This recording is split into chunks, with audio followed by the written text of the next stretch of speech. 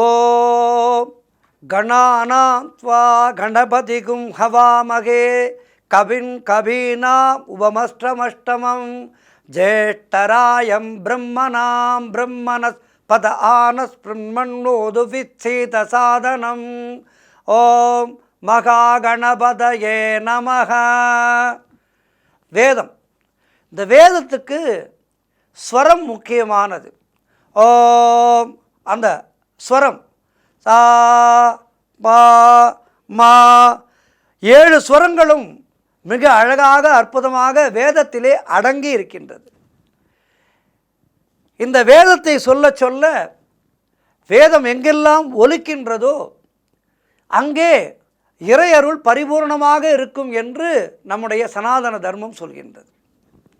அதனால்தான் காலையிலும் மாலையிலும் இல்லத்திலே வேதத்தை ஒலிக்க விட வேண்டும்.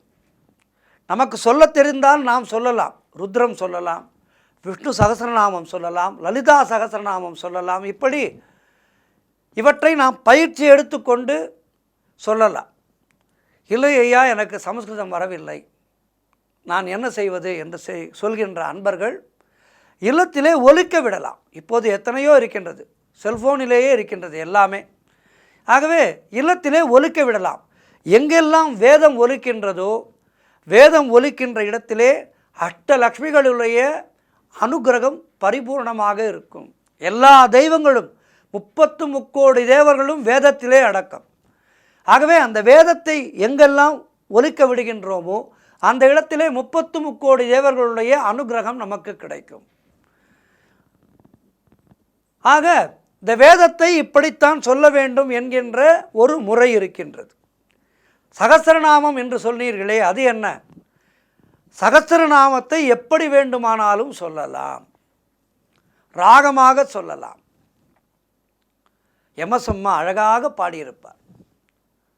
அதே பட்டாச்சாரியார்கள் சகஸ்ரநாமத்தை நின்று நிதானமாக சொல்வார்கள். ஓ சுக்லாம் பரதரம் விஷ்ணும் சசிவர்ணம் சதுர்புஜம் பிரசன்னவதனம் தியாயேத் சர்வ விக்னோபசாந்தயே. இப்படி எம்எஸ்அம்மா மிக அழகாக பாடியிருப்பார்கள். அதனை பட்டாச்சாரியர்கள் சொல்கின்ற விதம் வேறு விதமாக இருக்கும். காரணம், சகஸ்ரநாமத்தை எப்படி வேண்டுமானாலும் சொல்லலாம், ராகமாக பாடலாம், நிறுத்தி நிதானமாக சொல்லலாம். ஆனால் வேதத்தை ஸ்வரப்பிரகாரம்தான் சொல்ல வேண்டும். ஆகவே இரண்டுக்கும் வித்தியாசம் இருக்கின்றது.